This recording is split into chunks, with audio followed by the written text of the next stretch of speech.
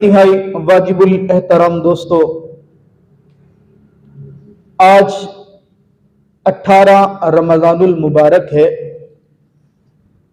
دوسرا عشرہ رمضان المبارک کا اپنے اختتام کی طرف تیزی کے ساتھ بڑھتا چلا جا رہا ہے۔ اس عشرے کے اندر ہونے والے اہم واقعات اور اس عشرے کے اختتام پر ہونے والی اہم عبادات بے شمار ہیں۔ آج کے خطبے میں آپ حضرات کے سامنے مختصراً انہی باتوں کے اندر تذکرہ کریں گے۔ موضوع تو کافی سارے ہیں، لیکن ہم کوشش کریں گے کہ ہر موضوع کی تھوڑی تھوڑی باتیں، تھوڑی تھوڑی خوشبو وہ سونگھتے چلے جائیں اور آپ کو پہنچانے کی کوشش کرتے چلے جائیں۔ 11 رمضان المبارک میں نے آپ کے سامنے ذکر کیا، 10 رمضان المبارک پچھلے جمعہ، کہ میرے آقا کی پیاری زوجہ حضرت خدیجۃ الکبریٰ رضی اللہ تعالی عنہ کا یوم انتقال ہے۔ 15 رمضان المبارک میرے آقا کے پیارے نواسے جناب سیدنا امام حسن رضی اللہ تعالیٰ عنہ کا یوم ولادت ہے۔ 17 رمضان المبارک یہ بڑا اہم دن ہے تاریخ اسلام میں اور رمضان میں۔ اس اہم دن کے اندر بے شمار واقعات پیش آئے۔ پہلا واقعہ، سب سے بڑا واقعہ تو یہ کہ اس ایک دن کے اندر اسلام اور کفر کی سب سے بڑی جنگ، اسلام اور کفر کی سب سے پہلی جنگ، اس 17 رمضان المبارک کو تاریخ اسلام میں یوم الفرقان کہا جاتا ہے۔ بعض نے اس کا لقب لکھا یوم الفتح، میرے رب نے اسلام اور اسلام والوں کو اس دن فتح عطا کی تھی۔ سب سے پہلی جنگ غزوہ بدر، سب سے مشکل بھی تھا، سب سے پہلا بھی تھا۔ یہ واقعہ 17 رمضان المبارک جمعرات اور جمعے کے دن ہوا تھا۔ پھر 17 رمضان ہی ہے کہ میرے آقا کی پیاری بیوی، وہ بیوی کہ جس کا انتخاب رب ذوالجلال نے کیا ہے، جس کی تصویر میرے آقا کو اللہ نے نکاح سے پہلے دکھا دی ہے، وہ بیوی جو میرے آقا کے نکاح میں واحد ہیں جو کنواری آئی ہیں، وہ بیوی جو میرے آقا کے اندر سب سے چھوٹی عمر کے اندر آئی ہیں، وہ بیوی کہ جن کے لیے میرے رب نے قرآن پاک کے اندر کم و بیش 18 آیات نازل فرمائی ہیں۔ میری مراد جناب سیدہ اما عائشہ صدیقہ رضی اللہ تعالیٰ نے، ان کا یوم انتقال 17 رمضان کا ہے۔ میرے آقا کی لخت جگر پیاری بیٹی جناب سیدہ رقیہ، جناب حضرت عثمان غنی رضی اللہ تعالیٰ عنہ کی بیوی ہے، میرے آقا کی پیاری بیٹی ہے۔ 17 رمضان کو ان کا بھی انتقال ہے، یوم انتقال۔ پھر 17 رمضان کو وہ مرد کلندر جو 16 سال 6 مہینے کی عمر عرب کی زمین سے اٹھا ہے، ایک مسلمان بہن کے خط کو لے کر کے غیرت کے اندر عرب سے اٹھا، سندھ کے ریگستانوں سے گزرا، چلتے چلتے ملتان کی سرزمین پر پرچم اسلام کو لہرایا، جس کا نام محمد بن قاسم ہے، وہ بھی 17 رمضان کو آیا۔ ایک روایت کے مطابق حضرت علی المرتضی رضی اللہ تعالی عنہ پر قاتلانہ حملہ وہ 17 رمضان کو ہوا۔ یوم شہادت ان کا 21 رمضان المبارک کو ہے۔ یہ چند ایک واقعات اس ہفتے کے ہیں۔ عبادتوں میں کیا آتا ہے؟ عبادتوں میں اس عشرے کے آخری جو دن ہے 20 رمضان کو، وہ ایک اہم عبادت جو میرے آقا پوری زندگی کرتے رہے ہیں جب سے رمضان کا روزہ فرض ہوا، جس کو میں اور آپ اعتکاف کے نام سے جانتے ہیں۔ اور دوسری عبادت عموماً مسلمان زکوٰۃ،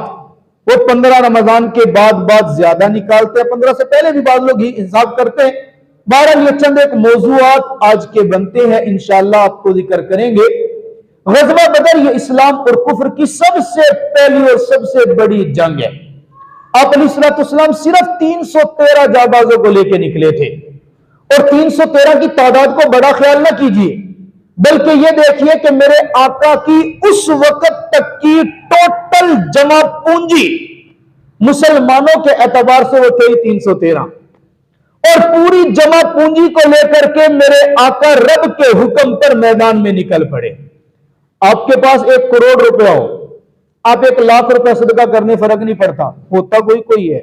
ये दिल भी क्या को अल्लाह ढेंदे। आपके पास लाख रुपया, आप 1000 रुपया रब ताला के रास्ते में सदका करने फर्क नहीं पड़ता। बाकी मेरे ख्याल में काफी सारे बचते हैं, मेरी तो इंग्लिश कमजोर है और अंग्रेजी कमजोर है, मैथ के इंजीनियर साहब तुम्हारे हैं। 1 लाख से 1000 जाएंगे, कितने बचेंगे? 99,000। 99,000 बचेंगे अगर 1 लाख से 1000 रुपए निकालें। 99,000, कोई फर्क नहीं पड़ता। एक बंदे की होई जमा पूंजी थोड़ी सी, आप अलैहिस्सलाम के पास आए थे ना, एक सहाबी ने 1 लाख रुपए दिया और दूसरे सहाबी ने सिर्फ 1 दिरहम दिया, और वो बड़े ना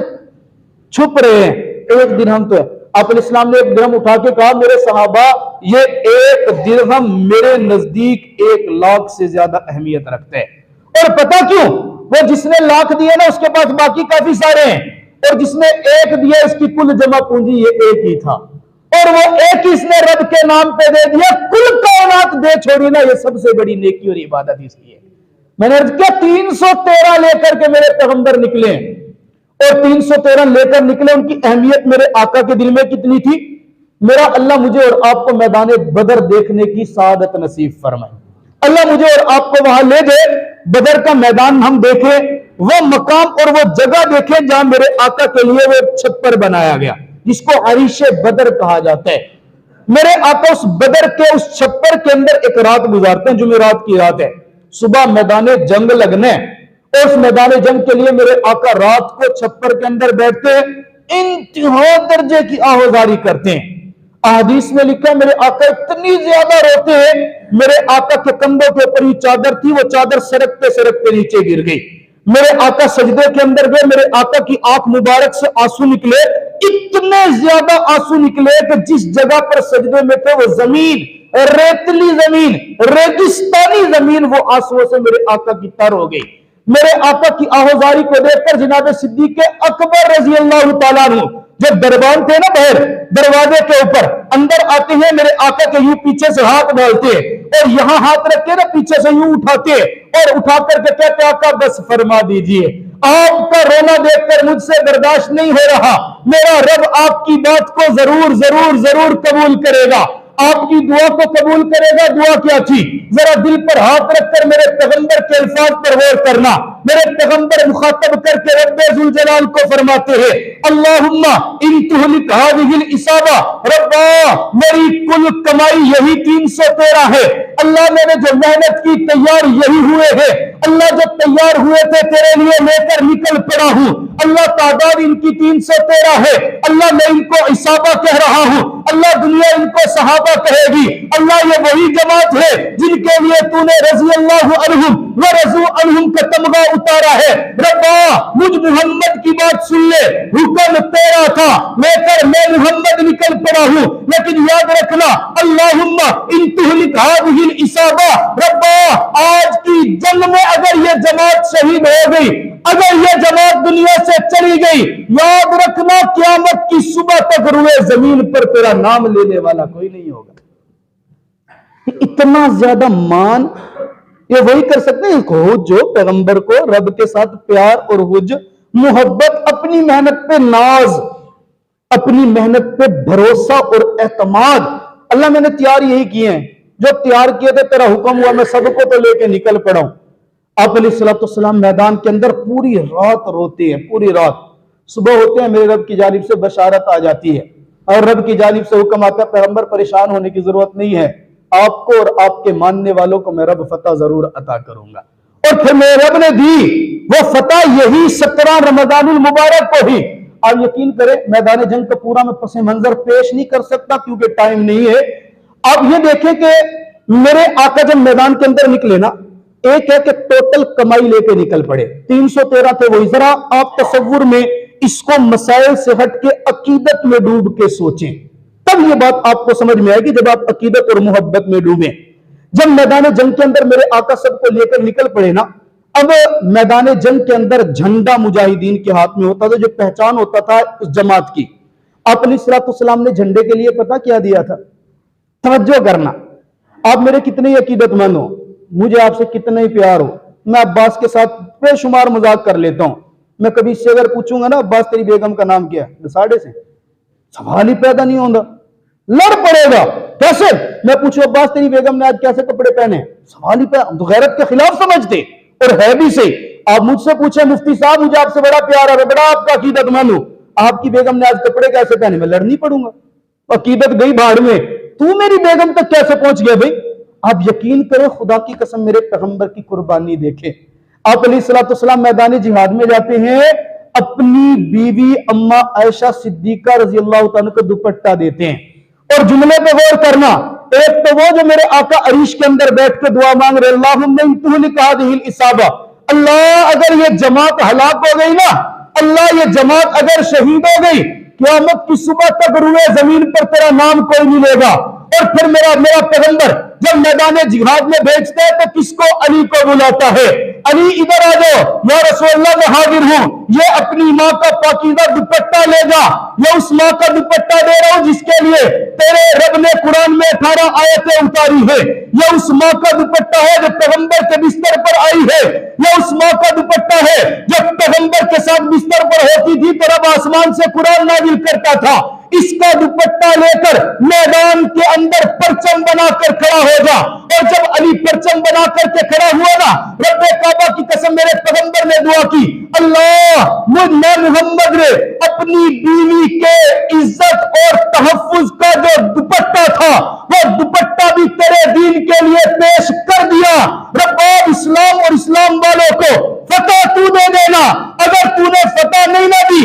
کل قیامت کی صبح تک اسلام سے نفرت کرنے والا، اسلام کے اوپر زبان درازی کرنے والا، اسلام کے خلاف بولنے والا، وہ صبح تک یہی بات کہے گا عائشہ کا دوپٹہ بھی کوئی رنگ نہیں لایا، ربا میرے گھر کی عزت اور لاج رکھ کے دکھا دینا، پھر میرے رب نے لاج رکھ کر کے دکھائی، محمد تو 313 لے کر کے آیا، وہ بھی قابل قبول ہے، تو نے عائشہ کا دوپٹہ پیش کر دیا، قربانی دینا تیرا کام تھا، اس کو قبول کر کے فتح عطا کر دینا مجھ رب ذوالجلال کا کام۔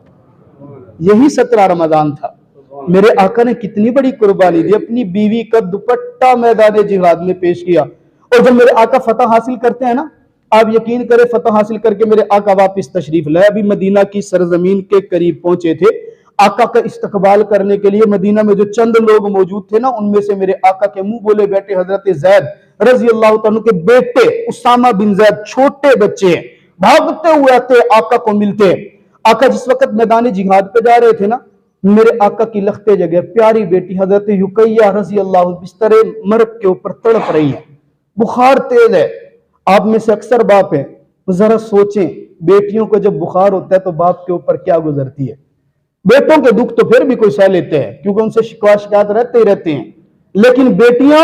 ان کی تو ایک چھوٹی چھوٹی ادا، ہم تو ایسے ماں باپ دیکھے ہیں بیٹی نے سسرال کے اندر رہتے ہوئے فون کر دیا نا، ابا میرے بس بات کرتے کرتے آنکھ سے آنسو نکل پڑا، باپ نے فون پہ بیٹی کے رونے کی آواز سن لی نا، لڑنے مرنے کے لیے تیار ہو جاتی ہے، میری بچی کو سسرال میں آپ نے ایسے کیوں رکھ دیا، کرتے ہیں ماں باپ، وہ اپنے محبت پیار ہے، بیٹیوں کا دکھ برداشت نہیں ہوتا، خدا کی قسم میرے پیغمبر کو بھی دیکھے نا، بیٹی بستر مرگ پہ ہے، آقا جہاد پہ جا رہے ہیں، بیٹی بیٹی بیٹی بیٹی بستر میں، آقا چھوڑ کے، آقا مجھے چھوڑ کے جا رہے ہیں، ہاں میرے رب کا حکم ہے، رقیہ تجھے رب کے حوالے کر رہا ہوں، حضرت عثمان کہتے ہیں آقا میں بھی جہاد پہ جانا چاہتا ہوں، آقا میں بھی آپ کے ساتھ جانا چاہتا ہوں، اسلام کی پہلی جنگ کے اندر شرکت کرنی ہے، آقا فرماتے ہیں نہیں نہیں عثمان، گھر پہ رہ کے میری رقیہ کا خیال رکھنا تیرا کام ہے، اور رب سے تجھے بدر کے شرکاء میں شامل کروا دینا مجھے رب ذوالجلال کا کام ہے، آقا چھوڑ کے چلے گئے، اب وہ دور تو تھا نہیں کہ اس دور کے اندر آج تو بیماری ہو تو ویڈیو کال ہو جاتی ہے، فون پہ رابطہ ہو سکتا ہے، سارا کچھ سہولیات ہے، آقا میدان جہاد سے واپس ہے، حضرت اسامہ بن زید ملے، سب سے پہلے میرے آقا نے گود میں اٹھایا، اسامہ بتا رقیہ کیسی، آقا وہ تو فوت ہو چکی، اندازہ کرے باپ میدان جنگ میں بیٹی کو بستر مرگ پہ چھوڑ کے گیا، واپس آیا تو خبر ملی آقا آپ کی بیٹی دنیا چھوڑ کر چلی گئی، اسامہ بتاؤ دفنا دیا گیا یا نہیں دفنایا گیا، کیا جو تجہیز و تکفین کے مراحل ہو گئے، آقا ابھی جنت البقیع میں لے کر گئے ہیں، وہاں پر تقسیم سے ان کی تنظیم جاری ہے۔ آقا کی عادت مبارکہ تھی، جب بھی کبھی سفر سے آتے تھے تو سیدھے مسجد نبوی میں، پہلا موقع تھا میرے آقا میدان جہاد سے واپس ہے، مسجد میں نہیں گئے، میرے آقا سیدھے جنت البقیع کے اندر گئے ہیں۔ آقا جب قبرستان کے اندر پہنچے، حضرت عثمان غنی حضرت رقیہ کو قبر کی پاتال کے اندر اتار چکے، قبر کو بند کر چکے، بند کر کے مٹی ڈال رہے ہیں۔ میرے آقا پہنچتے آقا کو دیکھ کر رک گئے، آقا تشریف لا کر پوچھتے عثمان کیا ہوا؟ آقا آپ کی لخت جگر کی میں نے خدمت تو بہت کی تھی، لیکن وہ آپ کے آنے سے پہلے دنیا سے چل پڑی۔ میرے آقا رونا شروع کرتے ہیں، ذرا اندازہ کرے باپ کے دل پہ کیا گزر رہی ہوگی۔ باپ بھی وہ جو رحمت للعالمین ہے، خدا کی قسم اپنے لیے میدان جنگ میں نہیں گیا، تیرے لیے اور میرے لیے گیا تھا، اپنی ذات کے لیے نہیں گیا تھا، میرے لیے اور آپ کے لیے میدان جہاد میں اپنی بیٹی کو بستر مرگ پہ تڑپتا روتا چھوڑ کر گیا۔ جب واپس آیا تو قبر کی پاتال میں ہے، حضرت عثمان درخواست کرتے ہیں آقا اجازت دے تو میں قبر کھول دوں، آپ اپنا بیٹی کے چہرے کی زیارت کر لیں۔ آقا فرماتے عثمان نہیں، قبر کھولنے کی اجازت نہیں ہے، میں محمد قبر کے سرہانے بیٹی کو بیٹھ کر یاد کر کے رو لوں گا، قبر نہیں کھولنے دوں گا، دنیا والوں کو پیغام دوں گا، اور دنیا والوں تمہارا محمد کوئی عام آدمی نہیں، تمہارا پیغمبر کوئی عام آدمی نہیں، تم تک دین پہنچانے کے لیے میں اپنی بیٹی کو بستر مرگ پر چھوڑ کر چلا گیا تھا۔ ربا تو گواہ رہنا، جب میری بیٹی تڑپ رہی تھی، میری بیٹی کی روح نکل رہی تھی، بیٹی کو قبر کی پاتال میں اتارا جا رہا تھا، تیرا پاک پیغمبر امت کے لیے میدان جہاد کے اندر جہاد کر رہا تھا۔ یہ قربانیوں کا ہم بدلہ دے سکتے ہیں؟ آپ علیہ السلام، حدیث میں آتا ہے آپ علیہ السلام روئے، آپ علیہ السلام کے ساتھ حضرت فاطمہ رضی اللہ تعالیٰ عنہ، ہاتھ کے اندر سفید رنگ کا رومال تھا، میرے آقا اتنے روئے ہیں، میرے آقا کی داڑھی مبارک آنسوؤں سے تر ہو گئی ہے۔ اب بیٹیوں کا درد تو وہی سمجھے گا نا جس نے بیٹیوں کے ساتھ پیار کیا ہو، جس نے بیٹی کو رحمت سمجھا ہو، جس نے آقا کی حدیث کو سن کے عمل کیا ہو۔ میرے آقا نے فرمایا جس نے 2 بیٹیوں کی اچھی پرورش کر لی نا، اچھی تربیت کر لی، تربیت کر کے ان کی شادی کر دی، کل قیامت والے دن میں اس کے لیے بخشش کی سفارش کروں گا۔ اب اندازہ کرے یہ آپ علیہ السلام اپنی بیٹی کو چھوڑ کر کے میرے لیے اور آپ کے لیے، وہ دن بھی یہی 17 رمضان المبارک کا دن تھا۔ پھر 17 رمضان مبارک کے واقعات کے بعد میں نے آپ کے سامنے عرض کیا شروع کے اندر کہ اس عشرے کی جو عبادت ہے وہ عام عبادت ہے۔ 20ویں روزے کی شام کو مسجد کے اندر اعتکاف بیٹھا جاتا ہے۔ اعتکاف کیا ہوتا ہے؟ آپ علیہ السلام نے اپنی زندگی میں جب سے رمضان کے روزے ہوئے اعتکاف شروع کیا، پوری زندگی میں کبھی اعتکاف چھوڑا نہیں ہے۔ ایک رمضان ایسا ہے کہ جس کے اندر میرے آقا آخری 10 دن کا اعتکاف نہیں کر سکے کسی سفر کی وجہ سے، اگلے سال میرے آقا نے 10 کی بجائے 20 دن پراپر اعتکاف کیا ہے۔ یہ اعتکاف کرنا سنت مؤکدہ ہے، سنت ہے اور فرض علی الکفایہ ہے۔ اگر کوئی پوری بستی میں سے، پورے محلے میں سے، پورے گاؤں میں سے اگر کوئی شخص اعتکاف نہیں کرتا، سارے گناہگار ہوں گے، اور اگر کسی ایک نے اعتکاف کر لیا تو وہ سب کی طرف سے کفایت کر جائے گا۔ اور یہ تو ہو گیا شرعی مسئلہ، لیکن اس کی فضیلت کیا ہے؟ میرے آقا فرماتے اعتکاف آپ علیہ السلام فرماتے ہیں من اعتکف فی یوم ابتغاء لوجہ اللہ تعالی، جس نے ایک دن کا اعتکاف رب کی رضا کو چاہنے کے لیے کیا، میرا رب اس اعتکاف والے کے اور جہنم کے درمیان 3 خندقوں کا فاصلہ کر دے گا۔ صحابہ نے پوچھا رسول اللہ خندق کتنی بڑی ہے؟ فرمایا ایک خندق کا فاصلہ اتنا ہے، اتنی بڑی ہے جتنا کہ آسمان اور زمین، 3 خندقیں اتنی۔ آپ علیہ السلام فرماتے ہیں جس نے اعتکاف کیا نا اس کو 2 بڑے فائدے ہوں گے۔ سب سے پہلا فائدہ ہوا یعکف الذنوب، وہ گناہوں سے بچا رہے گا، چونکہ مسجد میں رہے گا، مسجد کے اندر ہر قسم کے گناہ سے بچا رہے گا۔ اللہ کرے سنت کے مطابق اعتکاف ہو، ورنہ بعض اعتکاف کرنے والے بجائے ثواب کمانے کے الٹا عذاب کما کے جاتے ہیں۔ مسجد میں بیٹھے ہیں، موبائل کھولا ہے، ویڈیو بھی دیکھ رہے، فیس بک بھی چل رہی ہے، ٹویٹر بھی چل رہا ہے، گپے بھی لگ رہی ہے، کال پیکج بھی لگا ہوا ہے، وہ کیا کہتے ہیں چرس،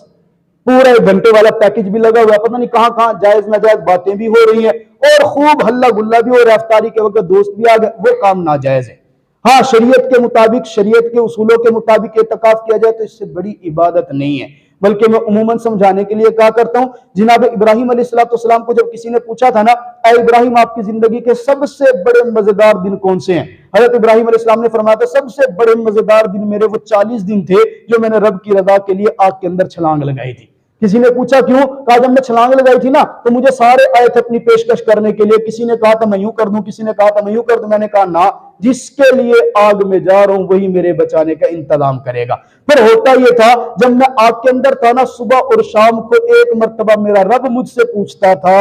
اے میرے ابراہیم تیرا حال کیا ہے؟ وہ جو رب کے پوچھنے میں لطف آتا تھا نا وہ کسی اور شے میں آیا نہیں ہے۔ تو میں جس طرح وہ 40 دن رب کی رضا کے لیے انہوں نے گزارے تو ان کے وہ مزیدار گزرے ہیں، جو بندہ یہ 10 دن رب کی رضا کے لیے انتہائی احتیاط کے ساتھ مسجد میں گزار لے گا، میرا پورا یقین ہے کہ وہ بندہ بھی اپنی زندگی میں کہے گا پوری زندگی میں سب سے مزیدار دن تو یہی 10 دن تھے جو رب کی رضا کے لیے گزارے۔ اس لیے ارادہ کریں، زندگی میں کم از کم ایک بار تو اس پہ بھی عمل کریں، اعتکاف ضرور کرنے کی کوشش کریں۔ اس کے ساتھ ساتھ زکوٰۃ کے بارے میں میں نے عرض کیا تھا کہ زکوٰۃ بہت سارے لوگ انہی دنوں کے اندر نکالتے ہیں، حساب لگاتے ہیں، سارا کچھ کرتے ہیں، کچھ مسائل پوچھتے ہیں۔ 2-3 موٹے موٹے مسئلے میں آپ کو بتا دیتا ہوں۔ سب سے پہلا مسئلہ تو یہ دیکھ لے زکوٰۃ کا نصاب کیا ہے، توجہ سے سنیے گا۔ زکوٰۃ کے نصاب میں بہت بڑی الجھنیں لوگوں کو رہتی ہیں، بہت بڑی الجھنیں۔ زکوٰۃ کے نصاب 4 چیزوں میں سے دیکھنے ہیں۔ نمبر 1 سونا، نمبر 2 چاندی، نمبر 3 نقدی پیسہ، نمبر 4 مال تجارت۔ اگر کسی کے پاس صرف سونا ہی سونا ہے، بقیہ 3 چیزوں میں سے کوئی شے نہیں ہے، چاندی بالکل نہیں ہے، 1 روپیہ نقد بھی نہیں ہے، 1 روپیہ بھی نہیں ہے، مال تجارت بھی 1 روپیہ کا نہیں، صرف سونے، اس کا نصاب ہے کہ 7.5 تولہ سونا ہو۔ نمبر 2 کسی کے پاس صرف چاندی ہے، کوئی اور شے ہے ہی نہیں، نہ سونا ہے، نہ نقدی پیسہ ہے، نہ مال تجارت ہے، کچھ بھی نہیں ہے، اس کا نصاب ہے 52.5 تولہ چاندی ہو۔ اگر کسی کے پاس جیسے آج کل ہمارے عرف میں ہوتے تولہ 1.5 تولہ سونا ہے، نقدی کچھ نہ کچھ پیسے گھر میں 1000 1500 2000 50,000 30,000 یہ گھر میں پڑے ہیں روزمرہ کے خرچے کے لیے، تھوڑا بہت مال تجارت بھی ہے، چاندی 2 تولہ 4 تولہ 10 تولہ، تھوڑی سی چاندی ہے، تھوڑا سا سونے ہے، تھوڑے سے نقدی پیسے ہیں۔ اب اس کا نصاب کیا ہوگا میرے دوستو؟ یاد رکھنا، اب اس کا نصاب سونے والا نہیں ہوگا۔ اب ان ٹوٹل سب چیزوں کو جمع کریں گے، سونے کو بھی، چاندی کو بھی، نقدی پیسے کو بھی، مال تجارت کو بھی، سب کو ملا کے کل رقم دیکھیں گے کتنی بن رہی ہے۔ اگر کل رقم 52.5 تولہ چاندی کی رقم کے برابر بن رہی ہے تو اس کے اوپر زکوٰۃ لازم ہے، واجب ہے، فرض ہے۔ اگر نہیں بن رہی تو زکوٰۃ لازم اور واجب فرض نہیں ہے۔ دوسرا مسئلہ جس میں بہت زیادہ الجھن ہوتی ہے، زکوٰۃ کے نصاب کے اوپر، صاحب نصاب کے اوپر سال کا گزرنا شرط ہے۔ اب دوست سمجھتے ہیں کہ سال ہر چیز پر الگ الگ گزرنا شرط ہو۔ مثال کے طور پہ ایک صاحب پوچھتے ہیں استاد جی میرے پاس 5 لاکھ روپے پہلے سے موجود تھے، میں نے یوں کیا کہ ابھی تازہ ایک پلاٹ خریدا ہے، وہ کاروبار کی نیت سے خریدا لیکن وہ ابھی 10 دن پہلے خریدا ہے، 5 لاکھ پہ تو میرے سال گزرے ہیں، اور یہ جو میں نے پلاٹ خریدا ہے تو ابھی 10 دن پہلے خریدا، اس پہ تو میرے سال نہیں گزرا، تو کیا اس پہ بھی زکوٰۃ ہوگی یا نہیں؟ یاد رکھیے گا صاحب نصاب کے نصاب پر سال گزرنا ضروری ہوتا ہے، ہر چیز پر الگ سے سال گزرنا کوئی ضروری نہیں ہے۔ آپ جب جس دن صاحب نصاب ہوئے تھے 52.5 تولہ چاندی کی رقم کے برابر آپ کے پاس پیسے آ گئے تھے، بس اس کے بعد آپ کے مال کے اندر بڑھوتری ہو رہی ہے، کمی ہو رہی ہے، آپ کچھ خرید رہے ہیں، بیچ رہے ہیں، جب آپ کا سال پورا ہو رہا ہے اس وقت اگر آپ صاحب نصاب ہیں، جو کچھ آپ کے پاس موجود ہے بس سال گزرا ہوا اس کی زکوٰۃ آپ کو دینی پڑے گی۔ تیسرا اہم مسئلہ، ایک باپ ہے 4 بیٹے ہیں، فار ایگزامپل 4 ہے 3 ہے 5 ہے، جتنے بھی ہیں، ہر بچہ الگ الگ کاروبار کرتا ہے، الگ الگ کماتا ہے، نوکری ہے جو بھی ہے، اور باپ الگ سے کماتا ہے۔ سارے بچے کما کر کے باپ کی ملک میں پیسہ کرتے ہیں، خود اپنی جیب خرچی بھی نہیں رکھتے، اللہ کرے کسی کی اتنی فرمانبردار اولاد ہو، 1 روپیہ بھی اپنے پاس نہیں رکھتے، سب باپ کو دے دیتے ہیں، پھر باپ سے خرچہ مانگتے ہیں جب مجھے جیب خرچی دے دیں۔ اب باپ کی ملک میں سارا کچھ ہے، باپ ہی گھر میں خرچہ کرتا ہے، سارا کچھ ہو، اب صرف باپ کے اوپر زکوٰۃ ہے، بیٹوں کے اوپر نہیں ہے۔ دوسری صورت جو ہمارے عرف میں ہے، باپ بھی کما رہے ہیں، بیٹے بھی سارے کما رہے ہیں، باپ کو بیٹے تھوڑا بہت دیتے ہیں یا آدھا دے دیتے ہیں، لیکن اپنے پاس اتنا بچاتے ہیں، اپنا خرچ خود کرتے ہیں، اپنی غمی خوشی خود کرتے ہیں، اور ان کے پاس اپنے پاس اتنا موجود ہے جو نصاب کے بقدر پہنچا ہوا ہے۔ اب باپ کے اوپر الگ سے زکوٰۃ ہوگی اور بیٹے کے اوپر الگ سے زکوٰۃ ہوگی۔ ایک اور اہم مسئلہ، آپ نے کسی کو قرض دیے 2 لاکھ 4 لاکھ 10 لاکھ روپے کسی کو قرض دے دیے، اور وہ قرض 1 سال کے لیے دیا، 5 سال کے لیے دیا، آپ کو امید ہے کہ مجھے مل جائے گا، جو قرض آپ نے دیا ہے وہ آپ کی ملک ہے، دوسرے بندے کو آپ نے استعمال کرنے کی اجازت دی ہے، صرف ملک آپ کی ہے، اس کی زکوٰۃ آپ کو دینی پڑے گی، اس کو نہیں دینی جس کو آپ نے قرض دیا ہے۔ اسی طرح دوسری صورت، آپ نے کسی سے قرض لے لیے، آپ کو ضرورت پڑی تھی، آپ نے کسی 10 لاکھ روپے قرض اٹھا لیے، تو یہ پیسہ آپ کا نہیں ہے، آپ اس کے مالک نہیں ہے، مالک وہی ہے، آپ صرف استعمال کرنے کی اجازت لیے ہوئے ہیں محدود مدت تک، سال 2 سال 10 دن 15 دن جتنا بھی، تو اس کی زکوٰۃ وہ دے گا جو اس کا مالک ہے، آپ اس کی زکوٰۃ نہیں دیں گے۔ اللہ تعالیٰ مجھے اور آپ کو سمجھنے کی توفیق عطا فرمائے۔